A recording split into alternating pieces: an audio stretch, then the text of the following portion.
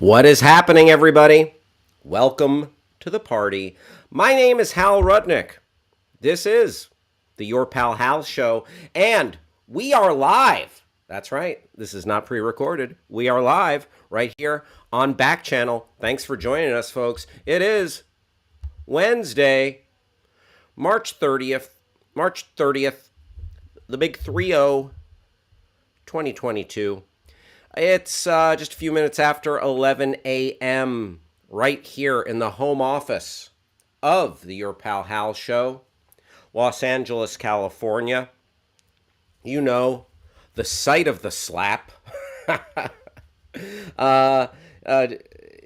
If we played a drinking game in life where every time you mention Will Smith and Chris Rock and the slap, or anytime anyone mentioned it, you had to take a drink, you would expire from alcohol poisoning.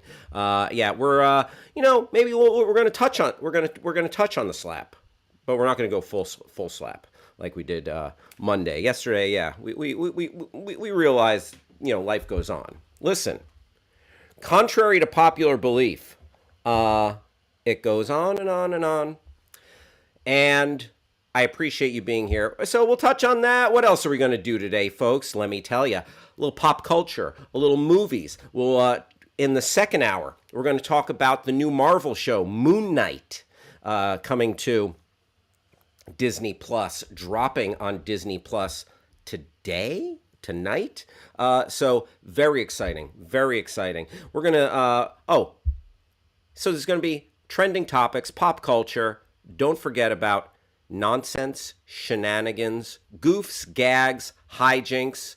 Yeah, you're going to want to stick around for all that stuff. Anything could happen. I could even get a visit from my special friend, Percival the Owl.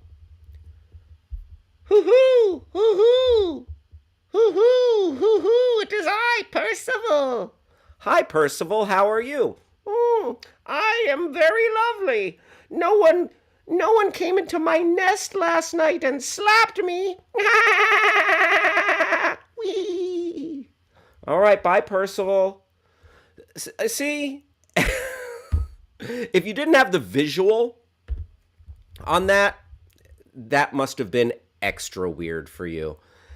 And folks, we are going to be going for the next 2 hours. Very excited. And I'll tell you this. This show is better when you get involved. That's right. I would love for your participation. I want to know, what are you snacking on? What are you up to? So, like my friend who just joined the stream, Fixed Rattlesnake. What's up, Fixed Rattlesnake? Like my friend, Unknown User. Hello, Unknown User. Let me know. Are you snacking on anything? I got the remnants of this nut medley. And now it's just there's one cashew in there, and then the rest almonds. Hey, I'll take it. What's your snack? Do you have any beverages on deck? I got coffee. I got some water. I'm good. Gonna stay hydrated. Take care of the instrument. What are you doing? What are you wetting your whistle with? What are you snacking on? Let us know. And here's how you can chat with us while you're here. You can talk to your smart device. And here's how you do that. You get your smart device's attention.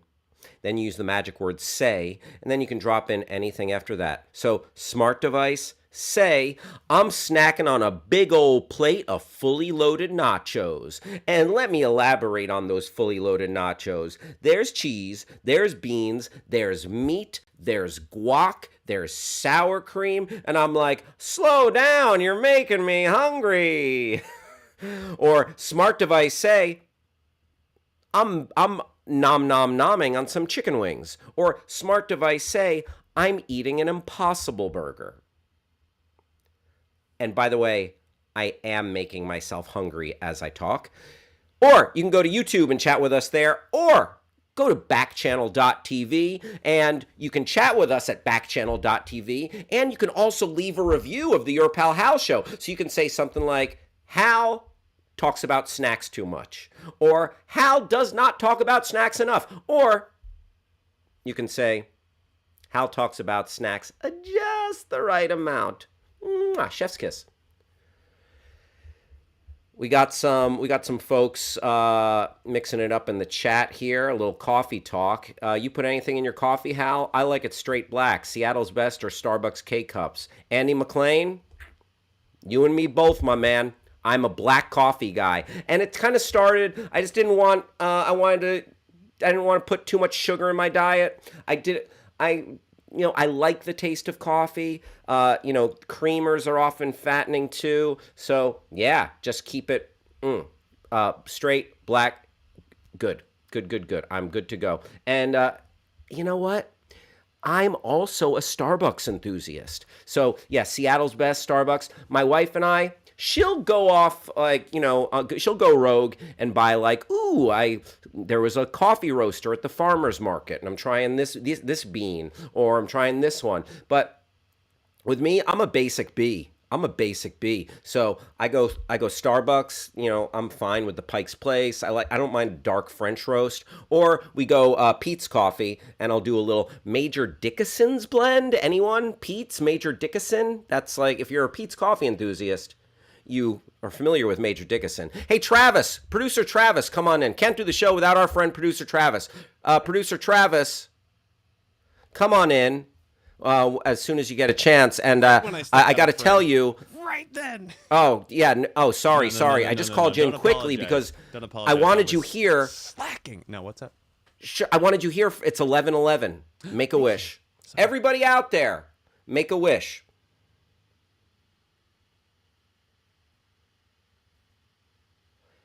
And remember, if you're wishing on 11/11, I just made my wish. If you're wishing on 11/11, if you're wishing on a shooting star, if you're wishing on birthday candles, if you're wishing on a coin in a wishing well, international, universal, intergalactic wish rules apply. You cannot let anyone know what your wish was.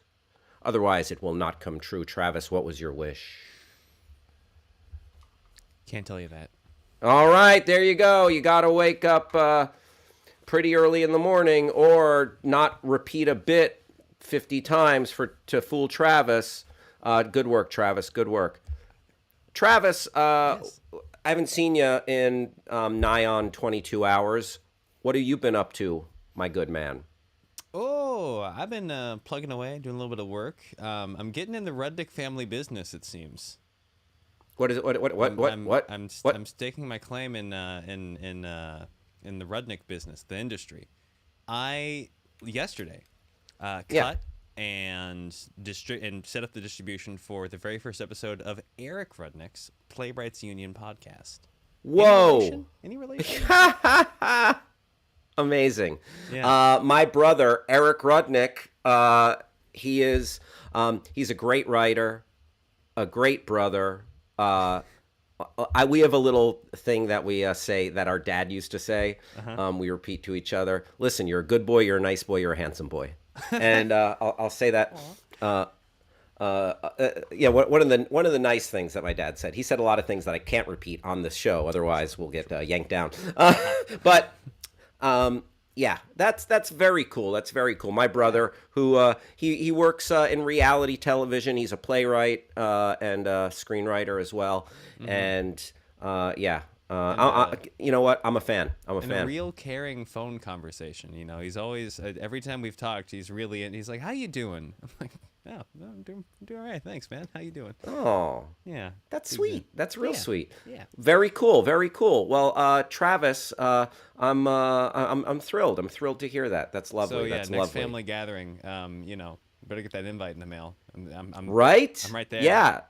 You know, it's funny. In 2019, my brother and I, we got married 3 months apart. Really? Yeah. Both of our first marriages, last marriages, hopefully. I got married in June of 2019. Wait, yeah, 2019, the pandemic mind for a second, Yep. and he got married in September of 2019. Wow, you guys got that in under the wire from a Bam! global Oh, I know. I anything couldn't standpoint. imagine. I could not imagine if we were planning a major event and just so much. For any of you who know like how weddings go and what wedding planning is like, to have to pull the plug on all that, like mid or early pandemic, would have been a veritable nightmare. A nightmare. I want to give a shout out to a couple more people in the chat.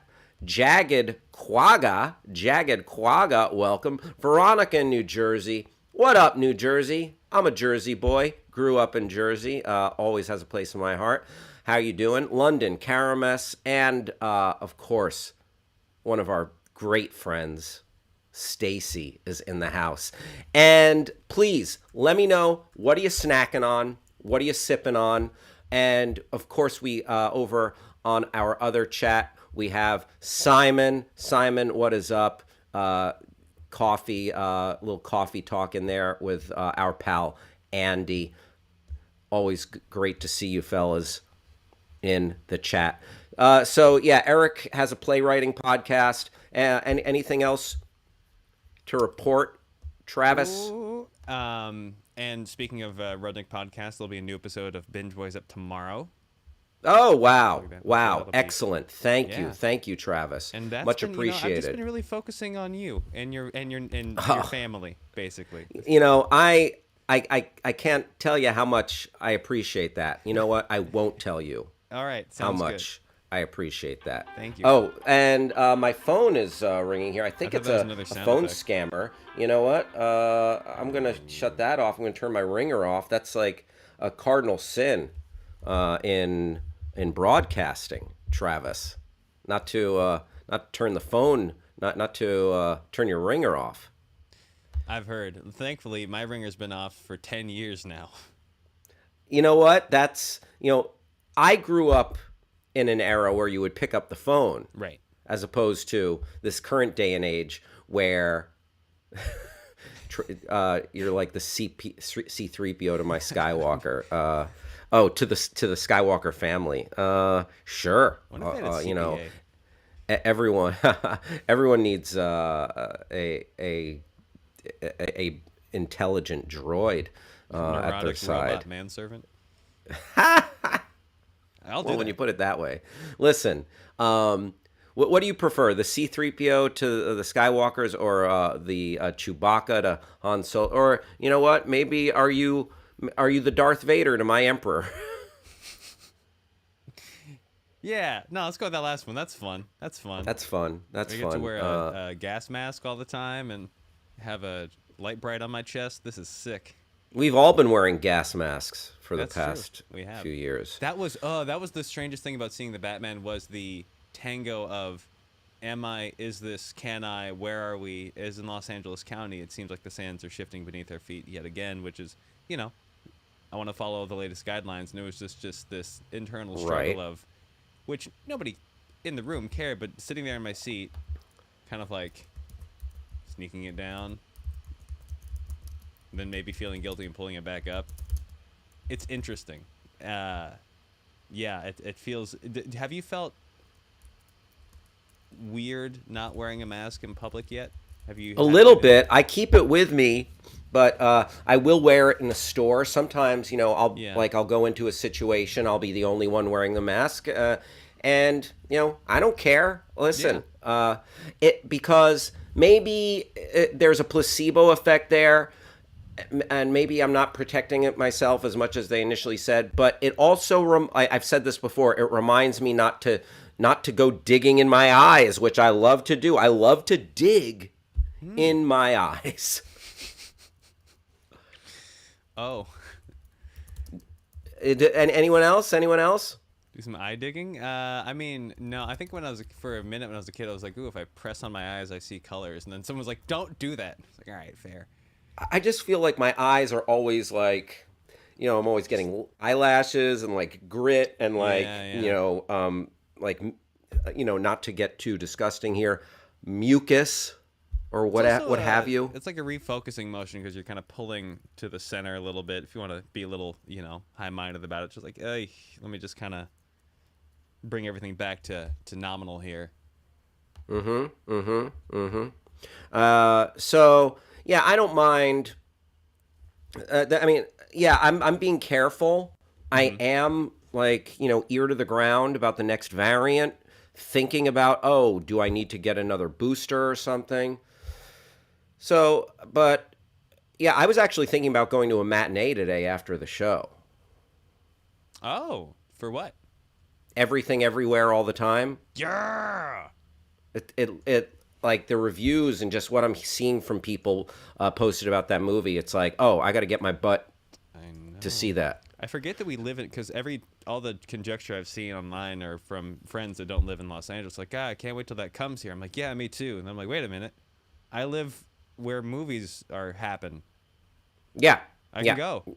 You can hop in your car and you can go see that movie if you want. I would love to. Absolutely.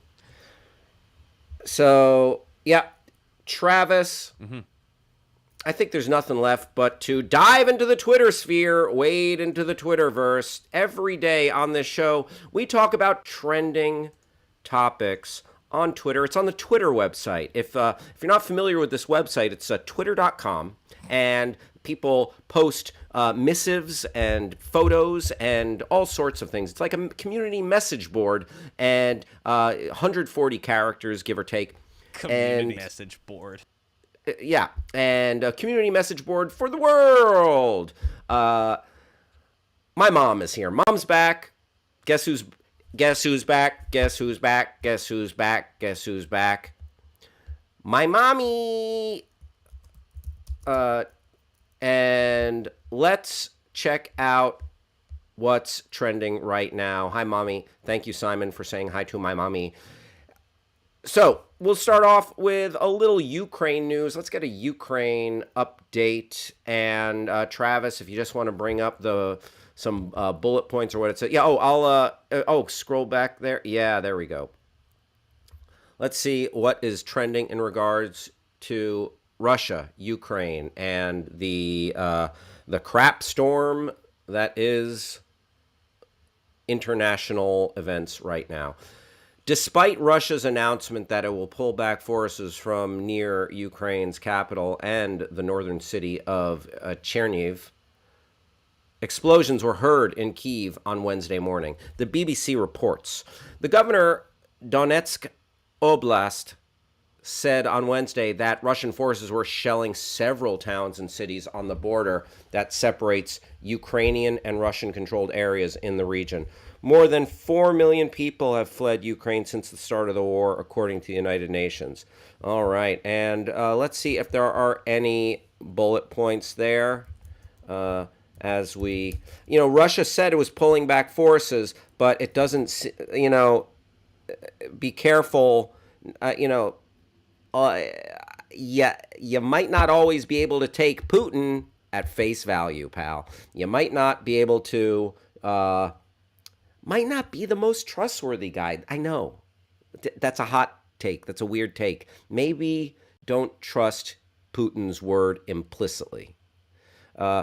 Travis, what do we have in the way of any bullet points? No summaries, just sort of disparate updates about China not condemning Ukraine, Russia potentially gaining more territory in other surrounding areas, not from the Ukraine. When you like say China Georgia. not condemning the Sorry, Russia. China not condemning Russia for the okay, for their China will actions not in condemn Ukraine. Russia over Ukraine, calls it too late to take sides, and then also President Biden received his second booster shot, during which he fielded questions about Ukraine and Russia and things like that. And that's sort of that seems to be all the collected news, but nothing in the way of a rundown about this specific military operation cutback. Gotcha. I mean, too late to take sides. Pardon my French, but what in the good gosh darn are you talking about? No, not too late to take sides. China, please take sides and be on the right side of history. China, if you're walking down the street and you see a a bully, or you see a crime in progress, you see someone beating up an innocent individual, not too late to take sides. You know what? Call the police. uh, Scream, hey, stop. You know, take a side. Stop the bad thing, or express displeasure about the bad thing. No, not too late to do that. Dumb dope. It was a Chinese Foreign Ministry spokesman Wang Wenbin who said, "We have stated China's position on many occasions. I think it would be behind the curve for us to latch on to this issue. We hope the international community will say and do more that are conducive to dialogue and negotiation, and make joint efforts for realizing peace and seeking a political settlement of the Ukraine issue at an early date instead of setting up obstacles," whatever that means. Yeah, don't like it. Don't like it. And you know what a lot of people say. This is, I'm not saying anything revolutionary here, but potentially China could be setting up their position, giving the right of way to Russia, and maybe Russia will return the favor if China ever invades Taiwan, because there's ongoing strife there, and a similar situation between China and Taiwan that prior echoed some of the elements of the Russia-Ukraine situation. So,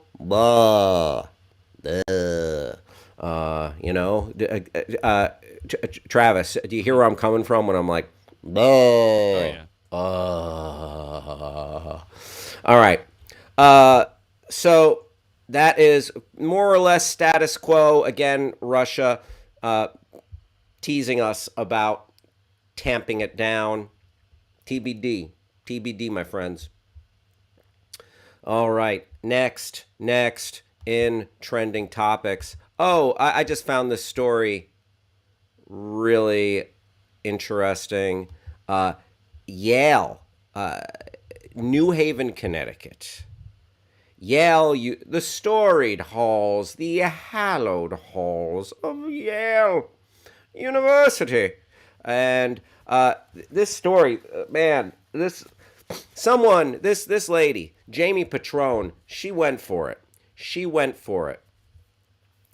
This woman, employed by the Yale School of Medicine for years, 41, Jamie Patrone, 41, pleaded guilty to stealing and then selling some $40 million worth of medical equipment. Yikes, that's a spicy meatball. And if you want to click on the article, she really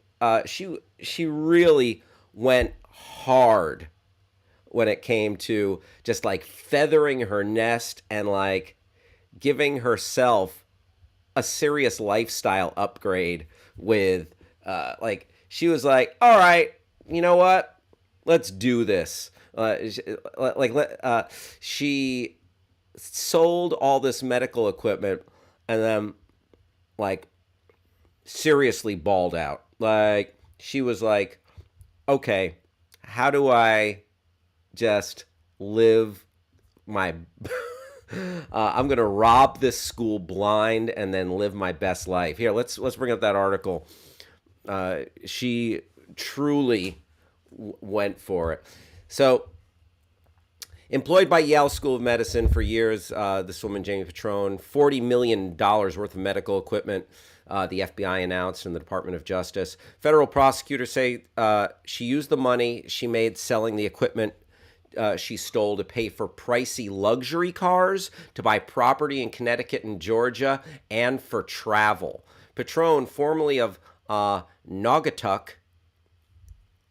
pleaded guilty in Hartford federal court. Hartford, Connecticut, by the way, the insurance capital of the world, and pleaded guilty to wire fraud, filing false tax returns, faces 23 years in federal prison when she's sentenced in June. For 3 years, prosecutors said, she failed to pay taxes on the money. she received from selling the stolen equipment.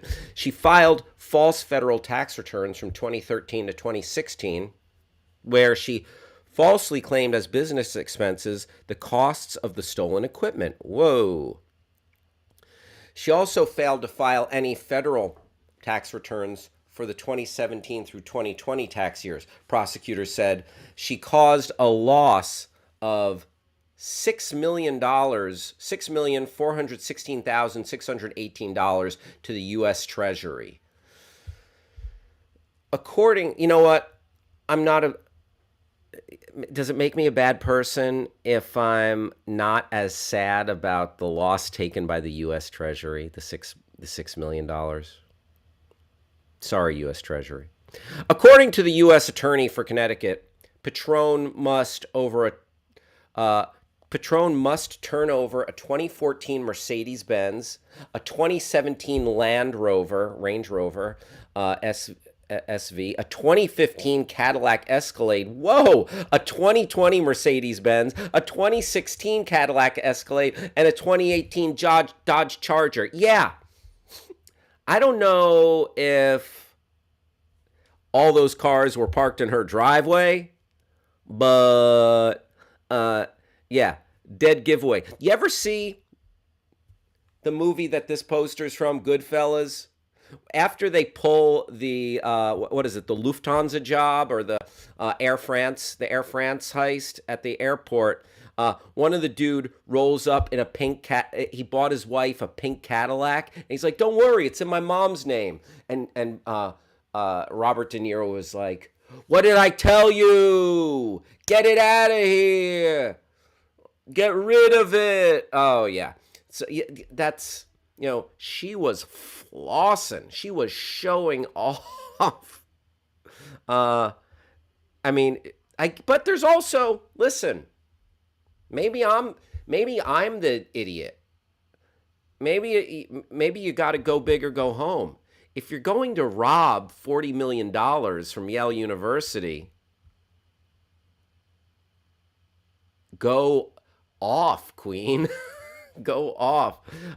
Grass puddle. Welcome, welcome, my friend. According to my last medical bill, 40 million is probably a few scalpels and a thermometer, right? God bless America.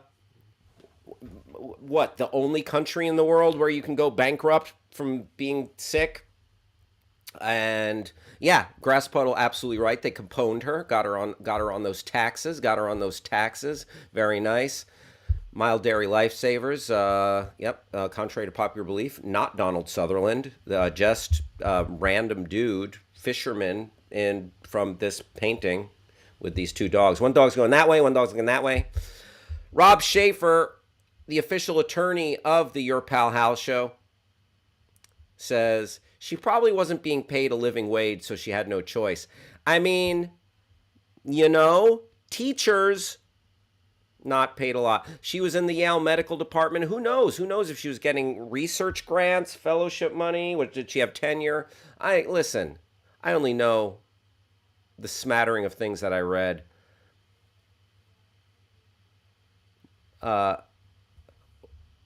And yeah, my mom saying, how stupid can she be? Rob Schaefer also saying, you're talking about Johnny Roast Beef. He's the one who brought the caddy after the big job. Then he got whacked. Rob Schaefer, thank you for that Goodfellas clarification, my friend. One of my favorite movies. Rob Schaefer. You know what? I gotta file that away. Beep, boop, boop, boop, boop. Nicely done. And I want to shout out Whimsical Moth in the chat. Teresa, yes to you. Hip cricket. There are square crickets and there are hip crickets. I like those hip crickets. Laughable Cod, welcome. Again, the show is better when you are participating. So I love to hear any thoughts, any comments on this woman bilking Yale out of $40 million by selling those medical supplies, etc. Any thoughts at all? And continuing on. All right, let's turn our attention to the Oscars for a moment. Amy Schumer. Okay, so multiple things about Amy Schumer. First, by the way, I really liked Amy Schumer. I thought she proved herself a worthy host, as well as Wanda Sykes and Regina Hall. I liked the three of them. I don't know if they were all given the best material throughout the night, but I will say Amy Schumer, like, she crushed it. She had, after their triple monologue, or what would that be, a trilogue? Their jocular conversation to start off the show, their riffing. She came on a little bit later and did like a solo kind of monologue stand-up routine, and I dug the heck out of it. I dug the heck out of it. She had good quips throughout the night. She popped the tension bubble after the slap. Really enjoyed her. So she had a little bit where she pulled Kirsten Dunst out of her seat. Kirsten Dunst sitting next to Jesse Plemons. They're married. They're Hollywood royalty. They're wonderful. Kirsten Dunst, America's sweetheart. And Amy Schumer came over and did a bit. Obviously, Amy Schumer knew what she was doing. It was a joke. She pulled Kirsten Dunst out of her seat and said, "This is a seat filler. Please let me hop in here and talk to Jesse Plemons. You are my fave." And the internet, often undefeated for stupidity, the internet,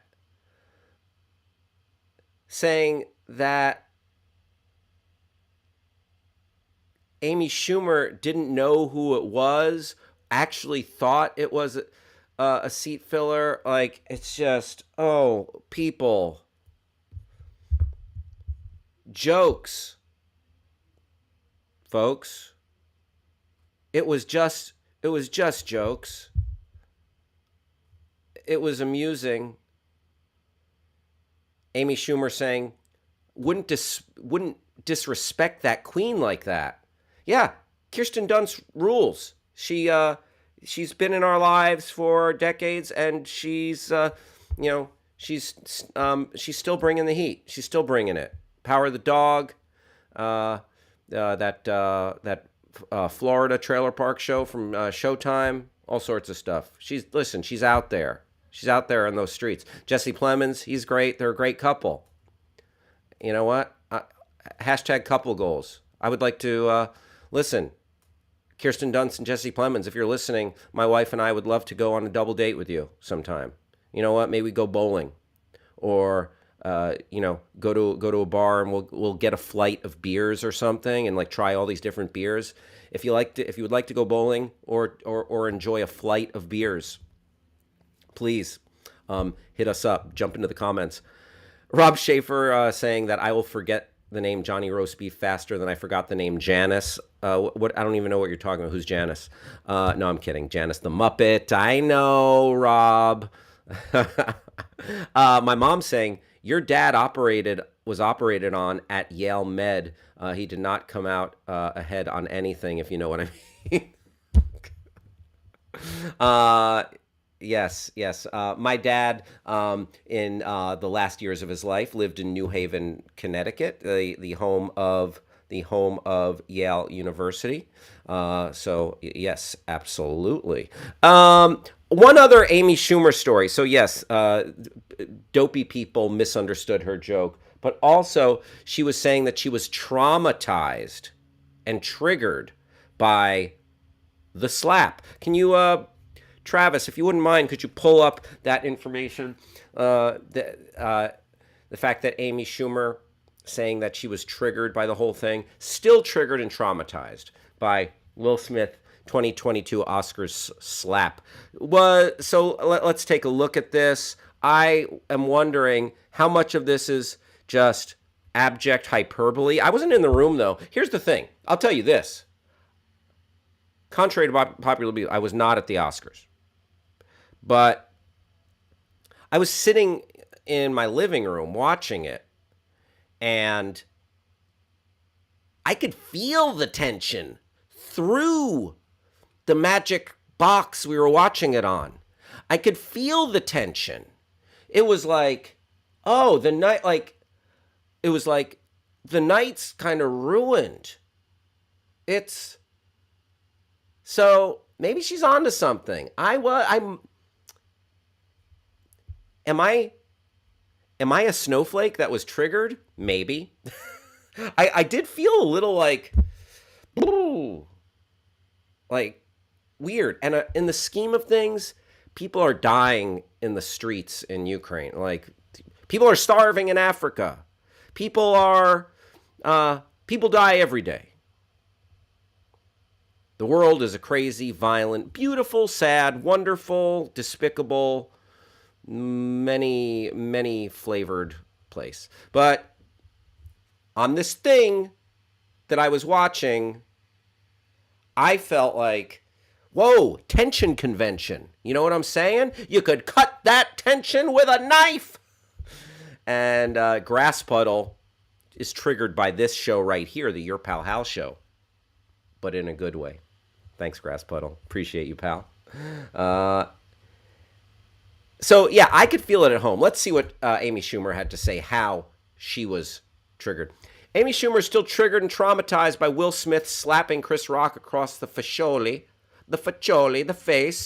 The 2022 Oscars co-host yes, she served. She was in the trenches of the Oscars alongside Wanda Sykes and Regina Hall, addressed the now infamous slap on Instagram early Wednesday by starting out with a joke promoting her new Hulu show, but transitioned to supporting Rock. I like that. You got a new show. Ride that wave and promote. I feel you, Amy Schumer. Promote. I think we can all agree, quote, I think we can all agree that the best way to unpack what happened is to stream my series, Life and Beth, Hulu, and see me on tour this fall. But for real, Schumer began. Still triggered and traumatized. I love my friend Chris Rock and believe he handled it like a pro. Stayed up there and gave an Oscar to his friend Questlove, and the whole thing was so disturbing. Yes, by the way, I think one of the takeaways here has to be Chris Rock, already a legend, like on the short list of great stand-ups ever, great comedians ever, and just handled it like a boss.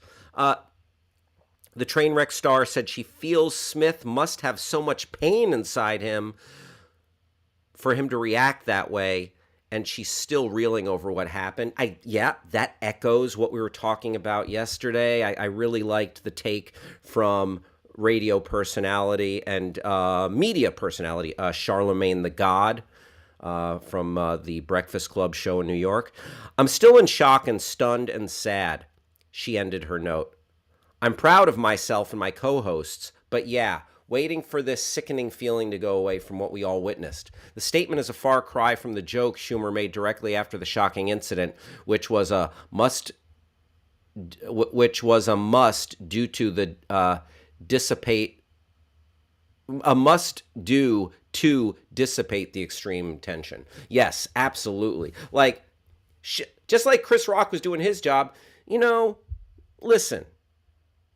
It ain't brain surgery. She's not she's not Jose Andres bringing food to displaced peoples across the world, including Ukrainians right now. But she was hired to keep the ball in the air, keep the buoyancy of the show. And that's what she did. Count me a fan. Like, I came out of the Oscars just that much more of a fan of Amy Schumer and what she did here. I think the Inside Amy Schumer, her sketch show from Comedy Central, very funny, underrated. I think people sleep on that show a little bit. Lots of good sketches from Inside Amy Schumer. Andrew Connor says, I keep thinking those comedy roasts that are popular in USA and that between two ferns thing, it seems that stuff needs to be done in very controlled situations because offense is easily taken. That's a great point, Andrew. You know, every once in a while, something will pop up at a roast that will like cause a shockwave or like will trigger people. But it's you know, but for the most part, people are like, I get it. You're coming for me. You're going after me. Uh, but joking about someone's wife, you don't always see, but everything's kind of on the table at a roast. But yeah, there's no physical violence. I remember one, it might have been, was it Amy Schumer? Or, I apologize. It might have been Nikki Glazer or Amy Schumer, but I think it was the roast of Steve-O from Jackass. They made a Ryan Dunn joke, and Ryan Dunn tragically died in a car accident. And they made a joke at his expense. And yeah, that's a tough one because, I mean, there's often an unwritten rule in comedy not to attack victims, and Ryan Dunn being a victim who died in a car crash. So that's a tough one. But usually they go hard at those roasts. They go hard. So Andrew makes a great point. And then the Between Two Ferns, I think the celebrities know what they're signing up for. They know what they're signing up for. Grasspuddle says, guarantees Schumer has had people threaten her while on stage and feared being hurt. Yeah, I bet. Simon saying it's like when Anthony Jeselnik made jokes about Patrice O'Neal's diabetes and then he died months later. Yeah, I mean, would he maybe take that back? That's that's interesting. But it wasn't after the fact when he died. But yeah, I hear you. Jeselnik always goes hard. Jeselnik is, and there are some comedians that is their brand. They're usually good at threading that needle. So. Yep. Let's move on. Sad news. Bruce Willis, folks. Bruce Willis. He is stepping away from acting. He's still with us. Don't want to get you alarmed. Stepping away from acting and announced that he has been diagnosed with something called aphasia. And aphasia, I looked it up, it seems just like a frightening illness that echoes some of the maybe hallmarks of Alzheimer's disease. And 67, relatively young man. Like, there are many actors who are, going strong. Like, you think about the Morgan Freemans, the Michael Caines, the Samuel L. Jacksons, who are older gentlemen and just keep it, like, stay on that grind, acting. Bruce Willis, aphasia. If you want to bring up that article, bring up what you just had, Travis. I'll read from what they have. Stepping away from acting following health diagnosis. Bruce Willis is stepping away from acting after he was diagnosed with aphasia, a cognitive condition. The actor's daughter, Rumor Willis, shared the news on behalf of the entire family on her Instagram on Wednesday. And you know what? Let's have a look at what aphasia is. If you want to bring that up, Travis, if possible, a definition for aphasia. It really sounds like a frightening condition. All right, what is aphasia? Aphasia is a disorder that results from damage to portions of the brain that are responsible for language. For most people, these are the areas on the left side of the brain. Aphasia usually occurs suddenly, often following a stroke or head injury, but it may also develop slowly as the result of a brain tumor or a progressive neurological disease. The disorder impairs the expression and understanding of language, as well as reading and writing. Aphasia may occur with speech disorders such as dysarthria or apraxia of speech, which also result from brain damage. That's just frightening. Sad. What's Bruce Willis? You know what a run, and he's had, the star of maybe the best action film of all time. Is Die Hard the GOAT? Is Die Hard the GOAT? Bruce Willis, and just he's kind of been a constant. He's had ups and downs. He's been in the tabloids, tabloid fodder. His marriage to G.I. Jane star Demi Moore. Simon says it's debatable about Die Hard. We should do a bracket. I like that. Yeah, what would you say? Everyone, I know we got some movie fans in the chat. Do you have, top one or two action movies? What pops into your head? I love Aliens. Aliens is also a sci-fi.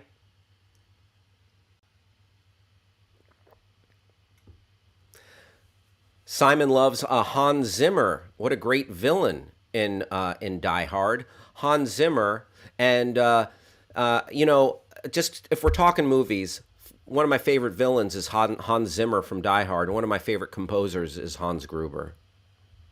See, I brought it around there. 128 movie brackets, says Grass Puddle. That would be some serious March Madness. That would be some serious. How about a 3 or 4 movie bracket? Let me know. Chime in with a movie. Is there a movie? Yes, it is Hans Gruber. Simon, I knew exactly. I pick it up what you're putting down, friend. I'm picking it up. I'm picking up what you're putting down. Attractive Elephant is in the chat. What up? Comfortable Ostrich. Great to see you. Futuristic Bat. Hello. Major League Baseball was toying with the idea of a futuristic bat. It was going to light up, make noises. That's a joke. So yeah, Bruce Willis. I would say Die Hard it's up there, and the franchise is good. Sadly, Bruce Willis has shifted gears the past 10 years or so, making direct-to-video movies, and and some say, phoning it in a little bit. But one of his last great movies, I'm a big fan of the movie Looper, Rian Johnson's Looper, with Bruce Willis and Joseph Gordon-Levitt. I think, and I would have liked to have seen a sequel to Looper. I'm a bit of a Looper head. Yeah. I'm loopy for Looper. Simon, I agree that Raid 2, I love the Raid and Raid 2. Abso-pooply. The Raid and Raid 2 are, GOAT status action films. Absolutely. Die Hard, John McClane, iconic for sure. All right. Other trending topics here. Oh, you know what? Every day. Yeah, Looper isn't really action. There's action in it, but it's futuristic sci-fi. True, Grass Puddle. Oh yeah, I wouldn't say it's the like a quote unquote GOAT action movie. I'm just going to other Bruce Willis. And Yeah, if you want to chime in with anything, any favorite Bruce Willis films that I'm not mentioning, any favorite action movies that you think could compete with Die Hard in that kind of conversation of not just action movies, but 80s action. It Grass Puddle says Predator. Okay, okay. Uh, Predator is on would be on any short list of great ones. Here comes Rob Schaefer chiming in. My favorite action films of the 80s: Big Trouble in Little China, little Kurt Russell, John Carpenter joint, very nice. Remo Williams, yes. Uh, and Simon appreciates the Remo Williams shout out. Who's that? Fred Ward, I believe. Remo Williams. Yeah, Fred Ward, Remo Williams. Nice, nice. I like it. I like it. And Conan the Barbarian, classic Schwarzenegger. Good ones right there. My favorite action films of the 80s. Oh, Fred Ward from Tremors, for sure, for sure. Love a Fred Ward appearance in movies. Fred Ward steps in and makes it better. Fred Ward's in one of my favorite films from the early 90s, Robert Altman's Shortcuts. I liked him in that. And yeah, I always loved when Fred Ward pops up. Okay, I'm going to give, like, I think I'm talking to some of the right folks in the chat right here. Controversial opinion. I don't even know if it's a right opinion, but if we're going to talk 80s action, and we're obviously talking some Schwarzenegger, Schwarzenegger in the 80s, like Total Recall, Predator, Terminator, obviously, and then Terminator 2 in the 90s. One of my, if I had to pick one Schwarzenegger movie, just to watch that I know I would enjoy the most. Commando is great. Absolutely. Oh, kind of an underrated one, Raw Deal. I thought was very fun. But I am a sucker for Running Man. I love Running Man. I think Running Man is this is sort of a hot take, but this is for real. This is like an actual, like, I would prefer to watch Running Man than to watch Predator or Running Man might be my favorite Schwarzenegger. I'm not saying it's the best Schwarzenegger, but that movie spoke to me. Like I was at the perfect age to watch Running Man and be like, yes, like I loved it. I mean, I was at the perfect age to watch all the Schwarzenegger movies and be like, yes. But yeah, what happened to Buzzsaw? He had to split. Now Sub-Zero is just plain zero. Maria Conchita Alonso, Jesse the Body Ventura, Jim Brown. Yeah. Is it Professor Toru Tanaka? Let me, Professor Toru Tanaka as Sub-Zero. Former professional wrestler. Hell to the yes. Actual name, Charles J. Kalani Jr. Heck yeah. So that's, I love Running Man. Simon says, I wish we could all have beers and we could talk about the time I met Jim Brown. You know what?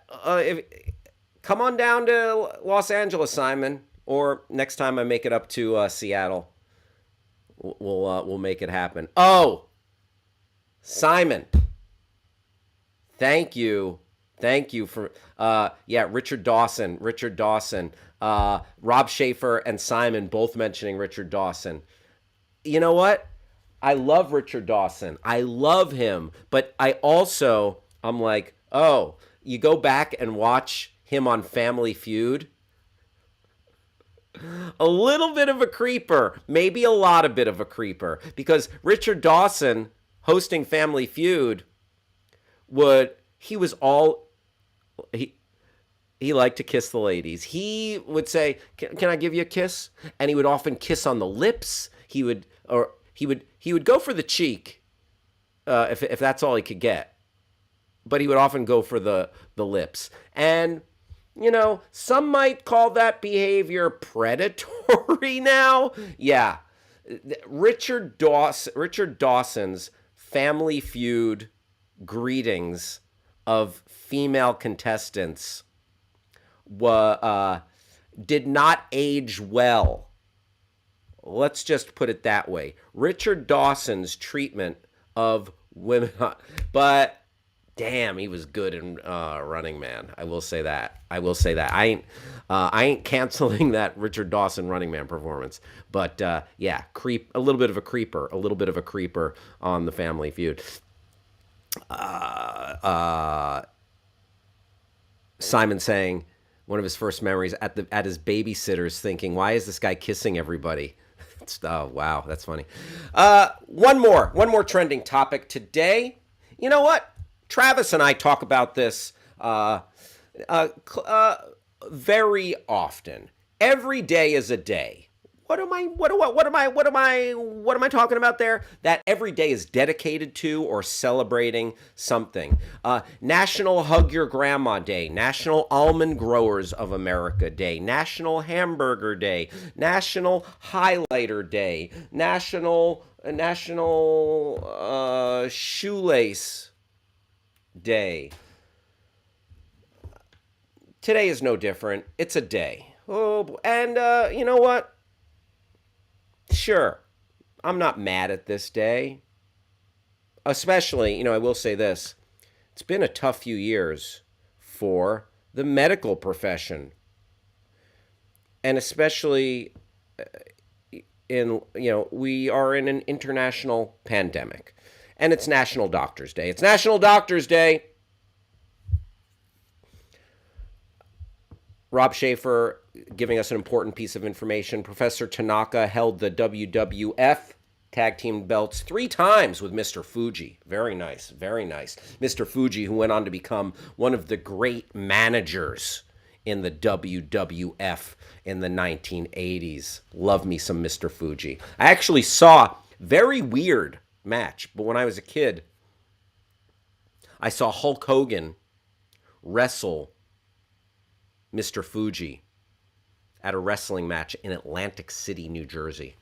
Hulk Hogan wrestled Mr. Fuji. I used to go to a lot of wrestling matches when I was a kid. I'm less of a wrestling fan now, but I'm aware. I know WrestleMania is coming up this week. I'm aware of wrestling, but when I was a kid, I went to like 10 or 15 wrestling matches at Madison Square Garden and the Meadowlands Arena. I went to WrestleMania 3. Wait, WrestleMania 3? No, WrestleMania 4. WrestleMania 3 was in Pontiac Silverdome in outside of Detroit, Michigan. WrestleMania 4 was in Atlantic City. I also went to that one. My family would vacation in Atlantic City. My dad lost a lot of money gambling. Don't worry about it. That's a story for another time. Isn't that right, Mother?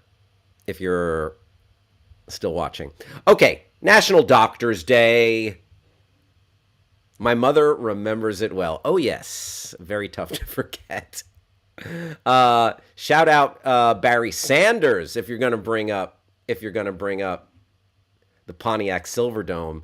Oh, you talking about Barry Sanders' office? Well, let me ask you this. Was the Silverdome his office or was the end zone his office? Barry Sanders, right there as far as greatest football players of all time. Michelle Heisler, MD, MPA. All right, you don't have to brag about it. Just kidding. This National Doctors Day 2022, let's celebrate those who provide care to all and celebrate doctors who recognize the mental health burdens on them and seek care for themselves with no stigma or shame. For sure, for sure. I mean, hopefully all people who have access to mental health care aren't afraid to reach out and take care of themselves. Hopefully all. Yeah, let's shoehorn an NFT in here. A screaming tiger doctor NFT. Yeah, Grass Puddle saying never see anyone like Barry Sanders again. Simon saying goat status for Barry Sanders. Yeah, I can't disagree with that. And walked away while he was just on top, like leaving. I think that furthers his legend because they're like, man, that guy could have kept racking it up. But I think we've learned when you play for the Lions, the futility makes the greats want to walk away. Barry Sanders, Calvin Johnson, aka Megatron. Rob Schaefer chiming in. Barry Sanders was one of the top 5 players I saw play live, but as great as he was, he never beat the Huskers. I love it. Was Barry Sanders a Sooner? Was Barry Sanders an Oklahoma Sooner? Barry Sanders College. And he was, Oklahoma State.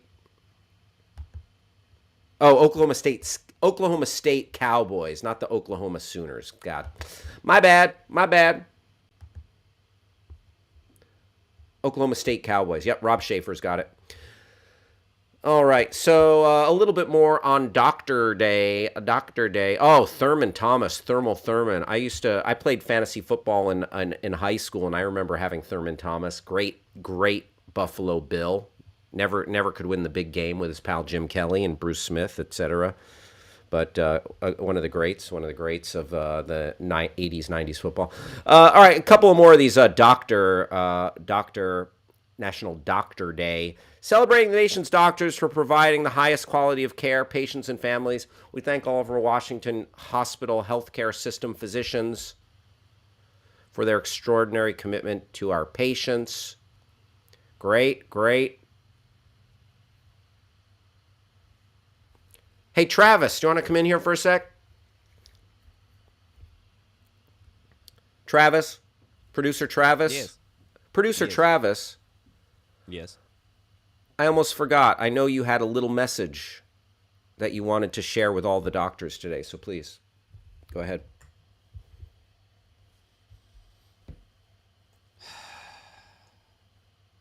Thanks for trying. You did your best. There you go. That's Travis's message to all the doctors on National Doctor Day. By the way, Travis did not have a prepared message. I just that's called pimping Travis into saying something. And nicely done. I was scrambling. I'm like, what did we talk about yesterday? Oh no, what did I do? What did I not do? And I forgot that we live in a bit world. We do live in a bit world. Oh, but Travis, you didn't remind me. We did, just when you said, what did we talk about yesterday? You remember we didn't talk about Bruno. We don't talk about Bruno. We also keep Jada's name out of our bleeping mouths. Mm-hmm. Mm-hmm. But do you remember what we talked about? I do now. RRR. That is evergreen. We can hit that today. We can hit that tomorrow. We can hit that whenever. If you feel like you want to plug it in there, I'm ready and willing. I've got it on deck. Anytime. All right. So one last thing on National Doctors Day. Mm-hmm. Yeah. Thanks, docs.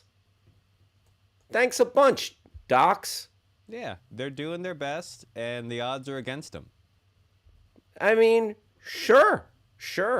Like that's what I picked up from 14 seasons of ER over 4 months. Have you ever seen? Let me ask you this: Have you ever seen a doctor? Have you ever been to a doctor's appointment? Yes. Same. Have you ever been to Have you ever had a bad doctor? Yes. So have I. So when you have a bad doctor, it makes you that much more appreciate the value of a good doctor. And when I say a bad doctor, someone who gives you bad information, someone who has a crappy bedside manner, someone who just seems in it to like open up the cash register, take your money, Yep. and get you moving along the hell out of their office. And I've seen all those doctors, but thankfully, I've also seen caring, compassionate doctors, and I'm yeah. very thankful. I you know the I want to separate National Doctor Day from the U.S. healthcare system. Yes, absolutely. Thanks, doctors. I've I've had compassionate, beautiful, wonderful doctors in my life, and doggone it, I ain't exaggerating. Last year, a doctor saved my mom's life. That's wonderful. Yeah, and I'm beyond thankful for that. So yeah, Simon makes a great point. Like Dr. Quinn, medicine woman, don't forget about her. A real doctor, not like Dr. Phil or Dr. Mehmet Oz. Do, you know what? Don't forget about Dr. Listen, it's National Doctor Day. I and it took me a minute to get around to this. Don't forget about Doctor Strange. Don't forget Dr. Quinn. Don't forget Dr. Zaius from Planet of the Apes. Mm-hmm. Don't forget Dr. Doolittle, Eddie Murphy, or Jerry Lewis. Don't forget Doc McStuffins. Please don't forget either Dr. Zhivago or Doc Ock, aka Dr. Octavius Octopus. Does Thanks, Doc Grass Puddle. count from Snow White and the Seven Dwarfs? I'm Don't not sure. forget, beloved dwarf Doc. Don't forget Doc Brown. Yeah. Doc Watson, beloved country star. Doc Watson, that's one I've not heard of. And can we not forget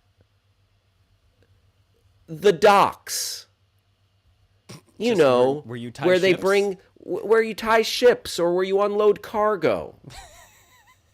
Travis, have you ever hung out, quote unquote, down at the docks? Not frequently, but I have. I have. Oh, Yeah. okay. Not like in that, like it was daytime. You know? Which is to say, I feel like the idea, yeah, down by the docks carries some kind of like. Usually, when someone's talking about down by the docks, it's never a good thing. It's like something is going on, illicit, illegal, whether small Oh, or yeah. large scale. Oh, no. Listen, I go down to the docks at night looking for trouble. Oh, I'm what do you smoking find? a cig. I'm brown bagging a fifth of whiskey. Wow. And This then is- anyone who comes my way, I'm like, got any trouble I could get into? I like the idea that this is a hobby. Oh, yeah. I do it less now that I'm a married man. My wife doesn't like me doing that. I'm like, hey, sweetheart, I'm going down to the docks. She's like, no, you ain't. You get in that kitchen, put those dishes away, and take out the trash. And I'm like, yes, dear. Oh boy. Don't forget about Dr. J. He was a dunker. Philadelphia Right. 76ers, Absolutely. New Jersey Nets. Don't forget about Doc Goose. No, Simon. No. That's Duck Goose. Don't forget about one of my favorites, Dr. Kanye West. Thank you, Rob Schaefer. Don't forget, don't forget Doc Hollywood. That's right. Yes. Taylor Swift just got an honorary doctorate like yesterday. Taylor Swift. Don't forget about Dr. Jill Biden. Don't forget about Paul Tutio setting me straight. I name checked Dr. Doolittle actors Eddie Murphy and Jerry Lewis. Wait, did Jerry Lewis play Dr. No, I'm thinking of the Nutty Professor.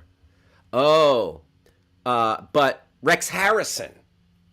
Rex Harrison. But that aside, Paul Tutillo telling me not to forget about Robert Downey Jr., who did a weird Doctor Dolittle movie that was just kind of like DOA ratings wise. No bueno. Doc from 80s G.I. Joe cartoon. I love the 80s G.I. Joe cartoon. Don't forget about Bugs Bunny, who says, "What's up, Doc?" Don't forget about Dr. Kevorkian. Don't forget about... Are we considering House MD? Does that work? Don't forget about House. Don't forget about House. Don't forget about McDreamy. All right, I'm about to end this bit. Get any last docs in there? Okay. We're about to... Ooh. Dr. In... Mark Green ER. That... I got to shout out my pal Greg, who joined the chat. Greg in Ohio. What is happening, my pal Greg? Good to see you. Patrick Duffy. No, that's Harris. Neil Patrick Harris. Oh, don't forget about Doogie Howser. Patrick Duffy. No, it's Patrick. Dr. Death, Steve Williams. Back to wrestling. Yes. Yep, Doogie Howser for sure. Oh, my roommate was watching Venture Brothers, Dr. Venture. That was a good show. Oh, Dr. Venture. Yep. I think we're kind of rounding third here on this. I can't think of anyone else. Listen. You might be right. Did we say Dr. Dre? Dr. Dre. Whoa, that was close. Dr. Dre. Patrick Dempsey, not Patrick Duffy. Yeah, there he is, Patrick Dempsey. Greg, I appreciate you. Daryl, Dr. Duncanstein Griffith. Nice. Dr. Ken Jeong, friend of yours. Dr. Ken, yes. A friend of mine and my mom's. George Clooney, Mandy Patinkin from various hospital shows. Don't forget about Scrubs. Yeah. Zach Braff, Donald Faison, everybody else. Yes. Don't forget about the entire cast of Scrubs, and including, everybody. John McGinley, John C. McGinley. I always enjoy his intensity. Quincy. Wow, Simon pulling out a Quincy reference. Jack Klugman. Doctor Who. Oh, yeah. Oh, boy. The Good Doctor. Thank you, Paul Tutillo. Paul Tutillo, a couple of clutch calls right here. Glad you're joining the show today, Paul. Kidding. Thanks for being here. All right. That is my salute to the docs. Oh, thank you, docs. All right. Oh, yeah, don't forget about Bones McCoy. Bones McCoy. All right, it's time for our Twitter deep dive, and today's Twitter deep dive, you know, we've been covering all these pizza places. I got one more.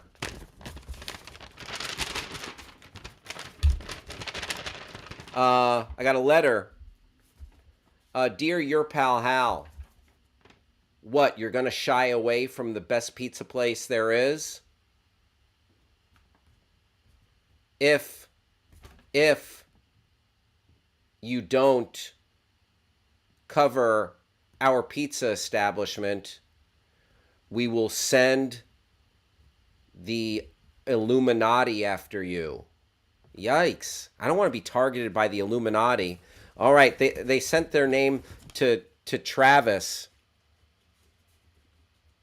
Travis, do you want to bring up who our surprise pizza restaurant is? gonna like it.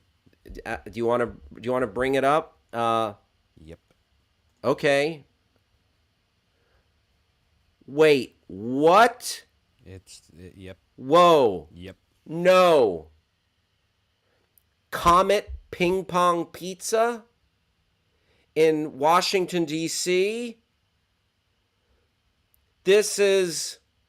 Oh, no, Travis, I don't know if this is a good idea. I know, this is pushing it. This is, for those unawares, Oh.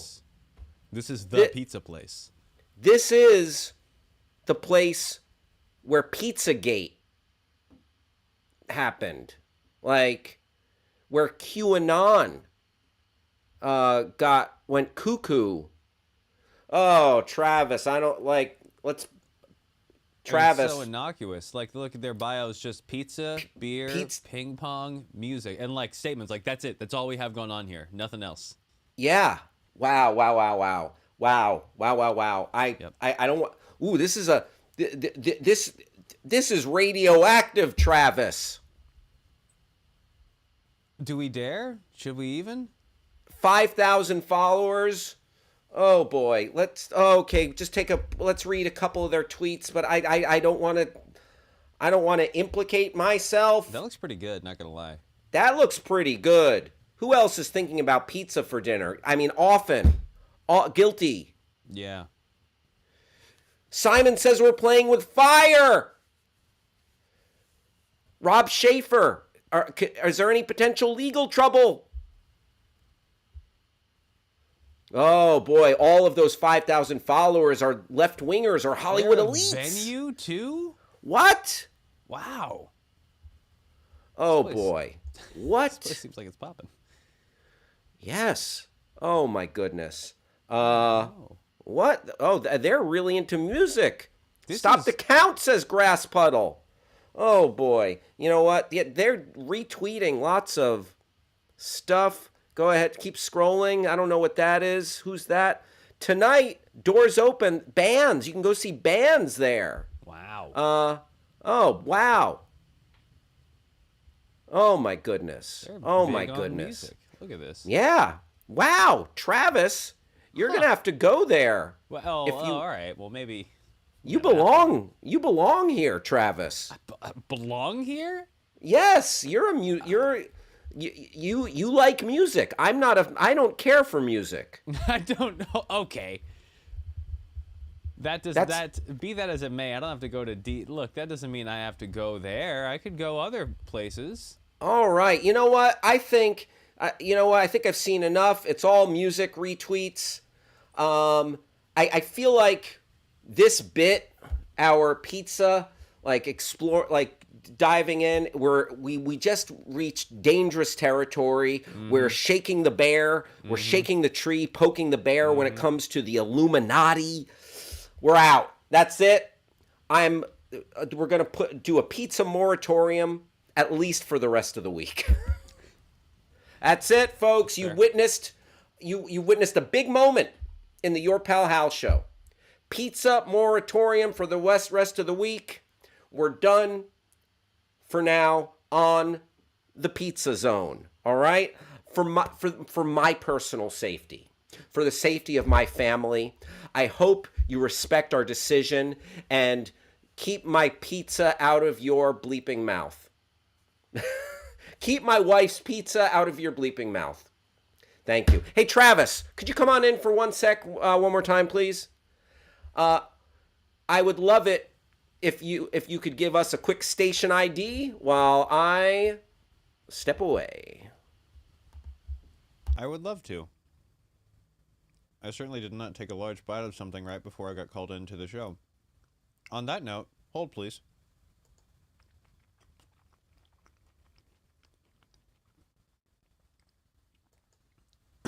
Okay, you're watching the Your Pal Hal show live on Backchannel. You can communicate with us by going to your smart device and using the...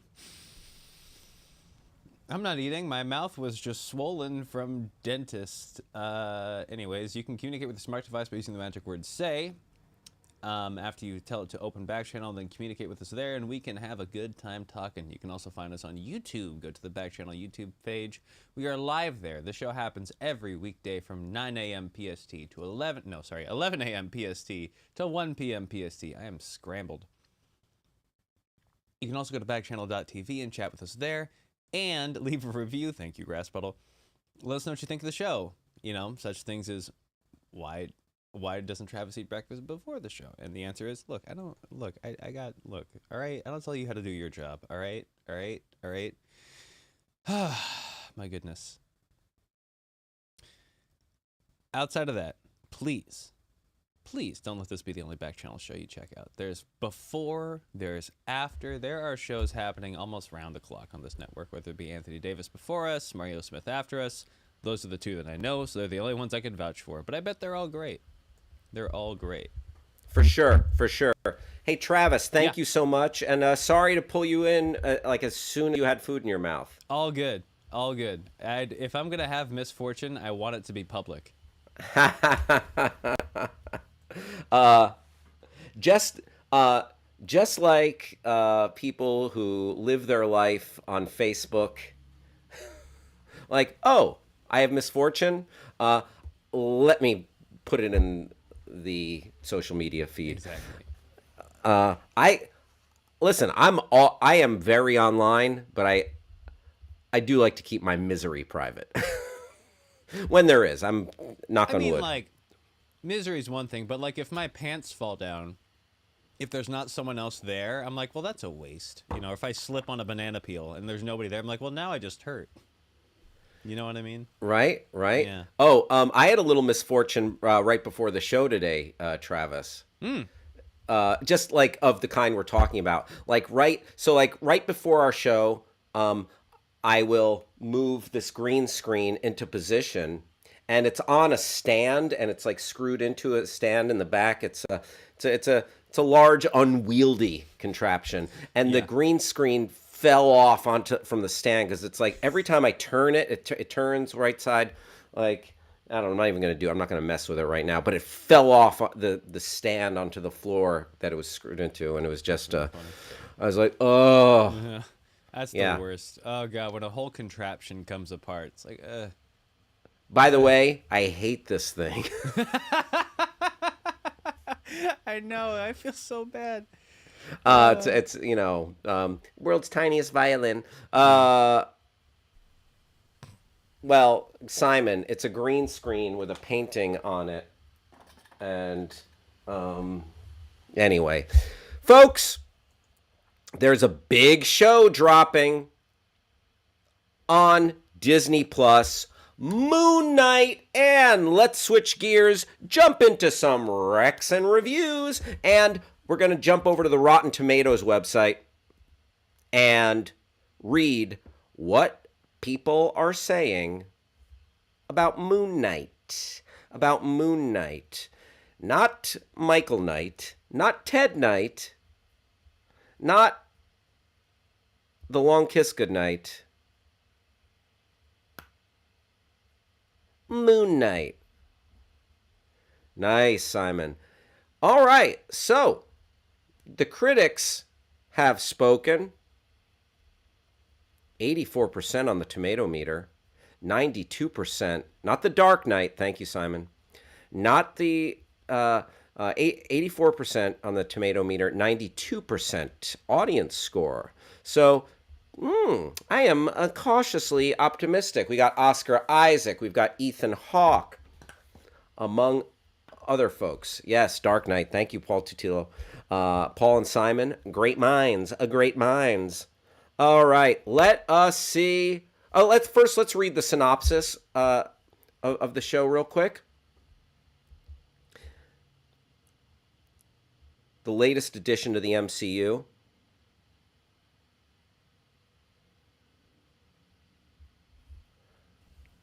I cannot find a summary for the life of me. Let me see if I can. Let's see. Pull that up from something. You know what? Andy McClain, looking forward to watching it. Heck yeah. It's 6 episodes. 6 episodes.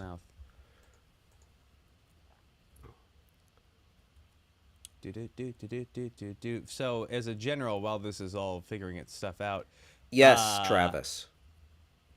Moon Knight. Yeah. Moon Knight is a guy. Oh, there we go. Never mind. I have to do it. But it's a guy who gets possessed by an Egyptian god of death. It's really cool. Okay. When Steve Grant, a always mild-mannered, Oh yeah. a mild-mannered gift shop employee becomes plagued with blackouts and memories of another life, he discovers he has dissociative identity disorder and shares a body with mercenary Mark Spector. As Steven / Mark's enemies converge upon them, they must navigate their complex identities while thrust into a deadly mystery among the powerful gods of Egypt. Wow. Pretty cool. So, you know what's interesting with the MCU? That, Travis, come on in, you're a comic book fan. Maybe you can suss this out with me. Yes. The gods of... So the Norse gods are present, Thor, Odin, etc. But also the Egyptian gods are real, are present.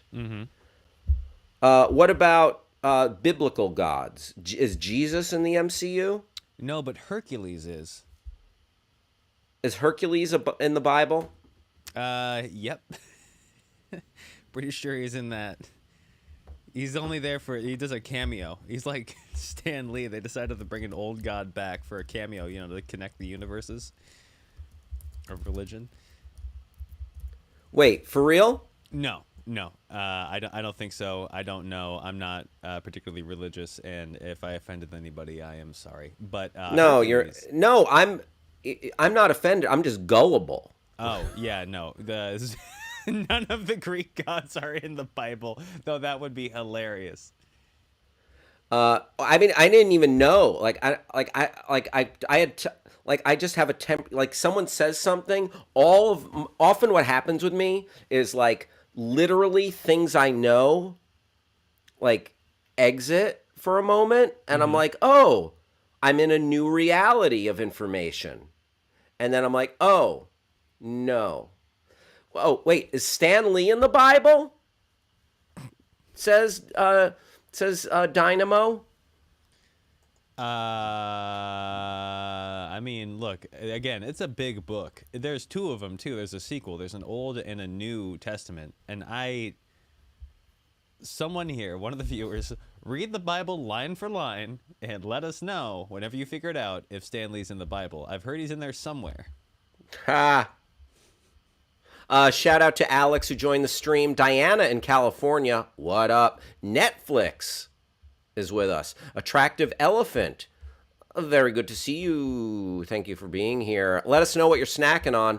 Grass Puddle saying Jesus and Zeus team up. That would be a sick team up. All right, so let's check out the critical response for Moon Knight. I'm looking forward to checking this out. I'm an Oscar Isaac fan. It's nice to see him get another bite at the apple in a superhero movie. You remember who he was previously, Travis? Ivan Ooze from Power Rangers, the movie. Oh, no. Was he? No, he was whatever it was, but that was the Apocalypse. Whole bit. Apocalypse looked just like Ivan Ooze from the first Power Rangers movie from the 90s. Gotcha. That's funny. That movie was so bad. Oh yeah, X-Men Apocalypse. God, I didn't like that movie. Yeah, not great. There have been a few crappy X-Men films, that's for sure. Yes, there have. And some good ones. Yeah. What's your favorite X-Men film, by the way? That's a tough question. Are we talking straight X-Men films or like in the whole roundup of the characters? Mets. If we're including, tertiary movies, Logan far and away, but that's almost not fair. Oh yeah. It's like you have to tell one character story. No, that's a suitable answer. I'll accept that answer. All right. I love that Otherwise, movie. I love that X2. movie. X2 is great. Yeah. I'm a sucker for Days of Future Past. I like it, and I like First Class is also very good. yeah. Let's jump into the fun here. CNN don't like it. They did not like Moon Knight. Brian Lowry from CNN says, unfortunately, the series proves almost as hard to decipher as a moonless night. I see what you did there. And despite a game performance by Oscar Isaac, feels as if it's borrowing from an assortment of genres without picking a lane or carving its own identity. Okay. Good. You know what? I like that because you know what it's doing? It's setting my expectations low because I'm a victim. I'm often, as in life, as in so much in life, I'm often a victim of my expectations. When I temper my expectations, I'm like, you know what? That was not a complete and utter train wreck. But when I'm like when my expectations are sky high, then I'm like, didn't live up to it. I'm easily and constantly disappointed. And continuing, The Guardian, Stuart Jeffries of The Guardian says, we may not need another hero, but if we did, better Moon Knight than Dark Knight. What? I don't get that. What's this dude talking about? Dark Knight's awesome. Batman's awesome. The Batman was very good. Yeah, that's a nonsensical review. Travis, does that make any sense to you? You can go back to sleep. The Guardian review we're talking about? No worries. No. I'm with you. I'm just trying to make sure that. Yeah, The Guardian. Yes. I think this is like a drive-by of the Batman. Maybe. Which is like, okay, Stuart, maybe go review the Batman instead. Yeah. I'm glad not you feeling liked it. Yeah, I just... Roxanne Haddadi from New York Magazine Vulture. I enjoy that site, etc. Moon Knight, although Vulture makes you pay now. Have you noticed that, Travis? Do you ever go to Vulture? Really? Do you seek out reviews and stuff from them and pop culture criticisms? No, I just read Twitter reply sections. That's a lie. But no, I haven't. Sure. I haven't noticed Sure. that. Vulture's like put up a paywall, and now I don't read as much Vulture. Moon Knight makes a case for its watchability through its pulpiness and its weirdness. Cool. Niv Sultan from Slant Magazine. Despite the centrality of a mental break to its proceedings, the series largely pretends at psychological depth. Okay, worth checking out. Yeah, that can be a tough balance to strike. To make it seem like you're being earnest about psychology, but also be a big sweeping superhero epic show, Marvel addition to the MCU, etc. Richard Roper, Chicago Sun-Times. This is an entertaining sliver of the MCU that plays like Minority Report meets National Treasure. That sounds fun. Meets Dr. Jekyll and Mr. Hyde, meets Split, meets Venom. That's a lot of meeting. You know what? That sounds two things. I have two reactions. That sounds fun as hell, and that sounds like an overcrowded party. So is it going to be a fun as heck overcrowded party? I don't know. Glenn Weldon from NPR says, Moon Knight plays out as an insular psychodrama involving the three characters played by Isaac, only one of which is clearly defined enough to hold our interest. Aha.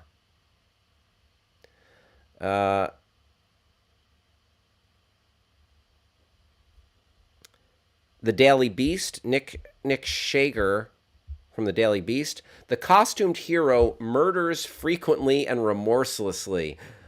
Sick. And while his initial outing isn't an outright killer, it remains additional evidence of Marvel's peerless capacity for rehashing formulas in novel, charismatic, and entertaining fashion. And last one, Brian Tallarico from RogerEbert.com. A choppy show through its first 4 episodes that's still a must-see simply for what Oscar Isaac does in a fascinating dual performance. I like that. You know what? That's a good one. That makes me hopeful, and I'm looking forward to checking out Moon Knight. I am an Oscar Isaac fan, and yeah, this it looks like they're going to be doing some cool stuff. Moon Knight on Disney Plus now, and speaking of Moon Knight, the MCU on Disney Plus and TV, I saw a question on Reddit, on Ask Reddit, that was scratching my TV itch a little bit. It was asking, and start thinking about this, folks, and I'm going to go through this, but please chime in with your thoughts. What TV show's intro is impossible to skip? That's like, I watch a lot of TV. I watch a lot of streaming, especially for my podcast. And please check out my podcast if you have the chance.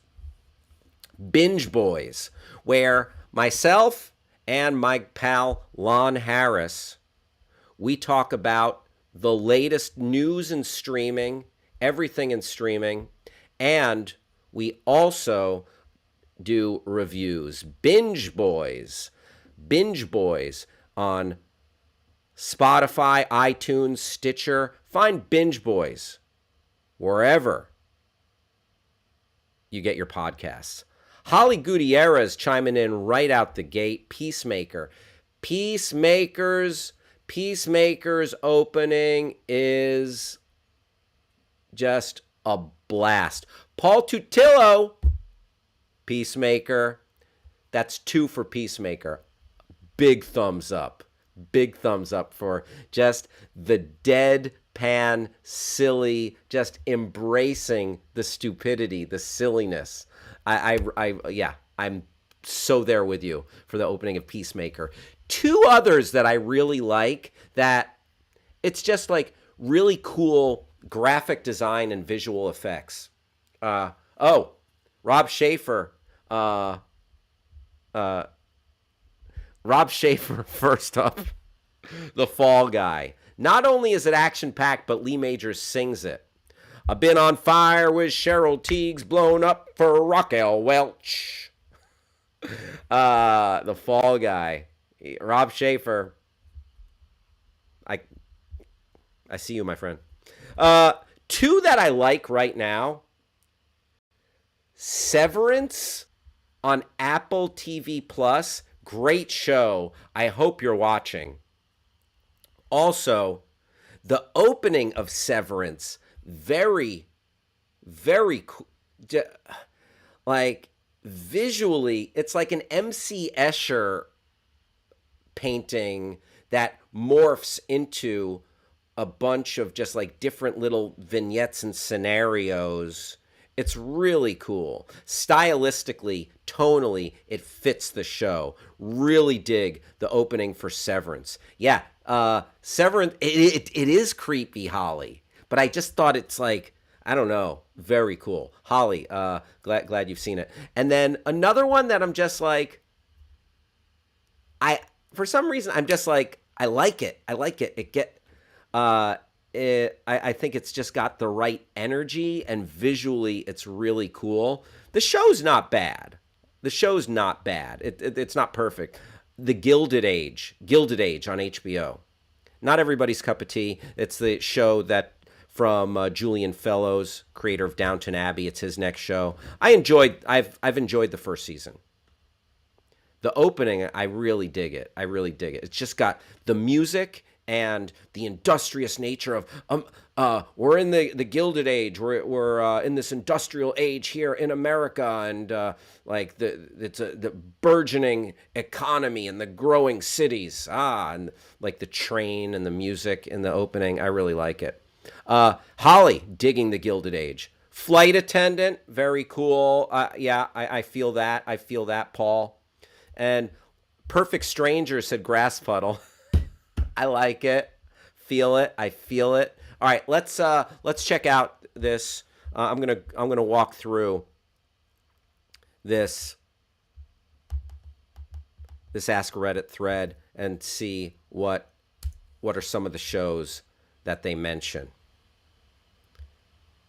Batman the Animated Series, 90s Spider-Man, Justified, ooh, Sopranos, yes. Cowboy Bebop, nice. X-Men the Animated Series, y'all. X-Men the Animated Series, for sure. My mom seconding Gilded Age, very nice. Deborah Rudnick. You know what? It's a one Deborah show today, by the way. It's all good. It happens. Travis, one Deborah show.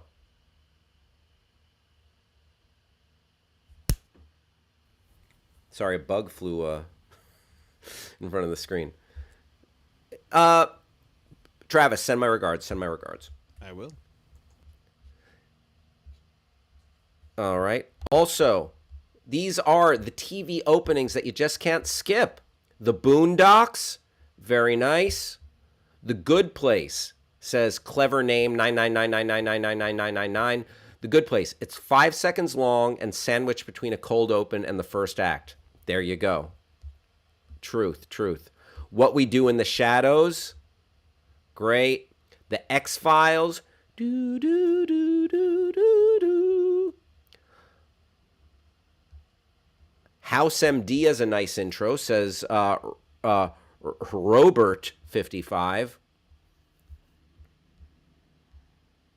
Oh, it's from Matt, and the opening. I didn't realize this. I need to rewatch the opening of House.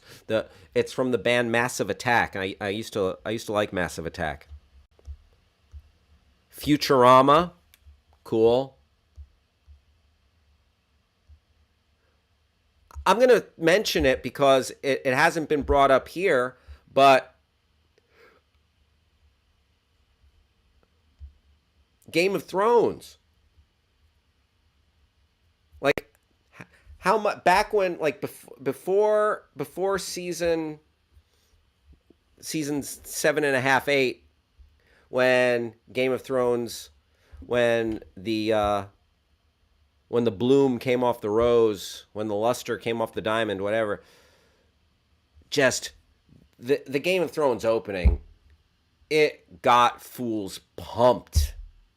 Game of Thrones opening, it's like, yes. Also, Succession. That piano, ooh, that piano, just, it really threaded the needle. Paul shouting out Power Rangers, Mighty Morphin, Dynamo, Hee-Haw.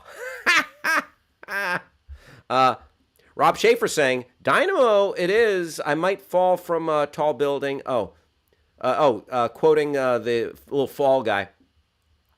I might fall from a tall building. I might roll a brand new car because I'm the unknown stuntman that made Redford such a star. Love it. Rob Schaefer, a historian. Twilight Zone. Yeah, Twilight Zone slaps. Oh, Grassbud will always skip the Game of Thrones song. All right. I found it to be triumphant, and it got me just all jazzed up. Ready for it. What was the other one? Unbreakable Kimmy Schmidt, really good intro. Nice, Rob Schaefer. Thank you.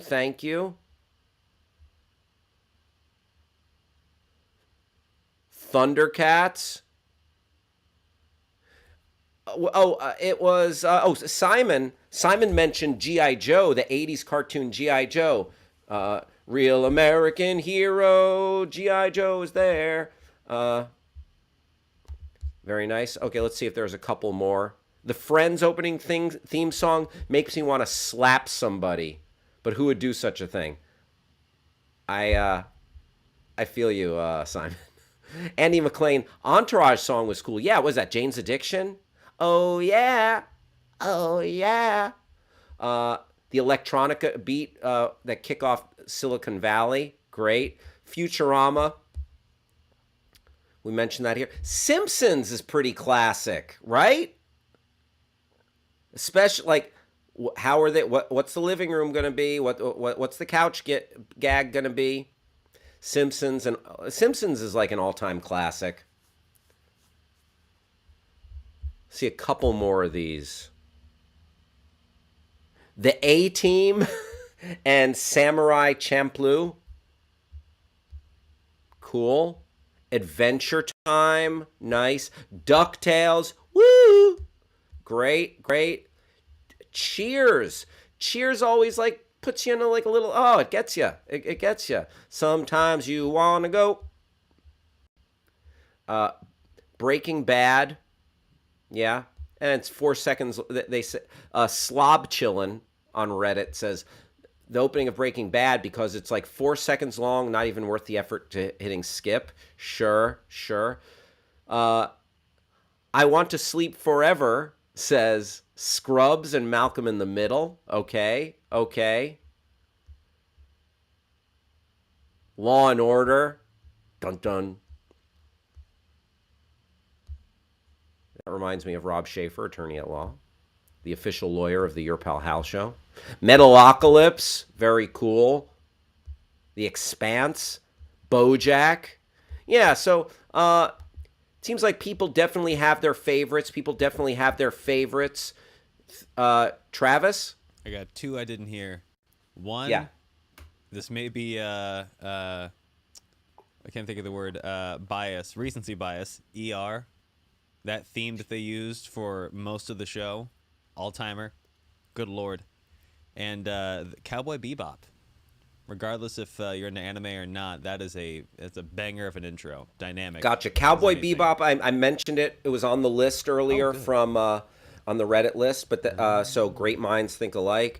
And Simon says, did we forget Cheers? I just mentioned Cheers a minute ago. Bill Nye the Science Guy, 321 Contact, Animaniacs and Tiny Toons.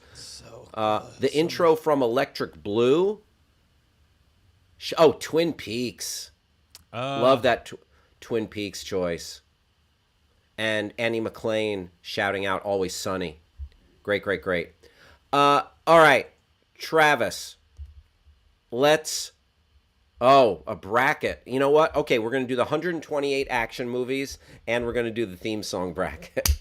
All right, Travis, real quick. Let's, do we have, you know what? Save the dumb news for tomorrow. You think, Travis? Yes. Okay. Good call. Good call. Listen. Tomorrow we're getting the dumb news. Off topic, but important. Hal, have you ever seen The Electric Grandmother? I don't think so. Thanks for asking. Thanks for asking, Simon. Have not seen The Electric Grandmother. Let's see if there's anything else. Oh, yeah, Simpsons. Someone said that's like a starred response. Oh, King of the Hill. King of the Hill's great. Posh Jerkins says about King of the Hill, the opening for King of the Hill. Perfect length, perfect tune, perfect visuals, simple and effective. First show that came to my mind. Haven't seen it in 10 plus years. Yeah, King of the Hill is great. Here's a show that I've never seen. Psych. I haven't seen Psych, but yeah, it's got its fans. Trailer Park Boys. Sopranos, we mentioned it, but great. Woke up this morning, got some gabagoo. Woke up this morning, got my gabagoo. Better theme song. Travis, better theme song. Sopranos or Frasier? Sopranos or Frasier. Frasier. Yeah. Yeah, unassailable. Frasier. Baby, I hear the blues are calling. Tossed salad and scrambled egg. I've done it again. Yeah. Frasier's great. Paul is he's a psych stan. Great show. One of my fave shows ever. Good show. Nice. If you like Scrubs, you like Psych. Those are just the rules. Gotcha. Right on. All right, folks. Love talking some pop culture with everybody. Thank you for chiming in with all those, with all your choices, with all your faves. I love it. I love it. We've come to the end of our journey today. Our 2-hour tour is, we are pulling into shore. And one last segment, rejected segments. Today's rejected segment is, and no one's going to want this. No one is interested. Hal gets into the weeds talking about his fantasy basketball team. Hal gets into the weeds talking about his fantasy basketball, because I'm in fantasy basketball finals right now. I'm losing 5 categories to 4, 5 to 4. So it's anybody's game. It's very close. Today I have 3 guards starting: Emmanuel Quickly on the New York Knicks, Cameron Payne on the Phoenix Suns, Bones Highland on Denver. My team, it's really, I'm doing it with smoke and mirrors. My best player right now, my 2 best players, Nikola Vucevic and Kyrie Irving. Kyrie Irving has missed almost the entire season. But he's got a home stretch. Literal home stretch. Yes. Now he's back playing every day, so that's good. But like smoke and mirrors. Who else? Who do I have at forward today? R.J. Barrett on the Knicks, Miles Bridges on Charlotte Hornets, Desmond Bane on the Memphis Grizzlies, Clint Capella, one of my big men in the middle for the Atlanta. See, no one wants to hear all this. I mean, I do. I'm enthralled. But thanks, Travis. Yeah. But yeah, that's but 10 minutes of that, I feel like we would have lost, a lot of momentum. Because I could keep going, trust me, but I won't. That was our rejected segment. That's our show. Thank you everybody for hanging out, chatting. Really appreciate you all being here. I had fun hanging with you. Thanks everybody at Backchannel. Thank you, producer Travis, and stick around for The Drive with Mario Smith. Always a good time. Hop in the passenger seat. Let Mario take the wheel. The Drive with Mario Smith. And I will be back tomorrow at 11 a.m. on the West Coast, 2 p.m. on the East Coast, 1 p.m. Omaha, Nebraska, home of Rob Schaefer, attorney at law. Thank you for watching, everybody. We'll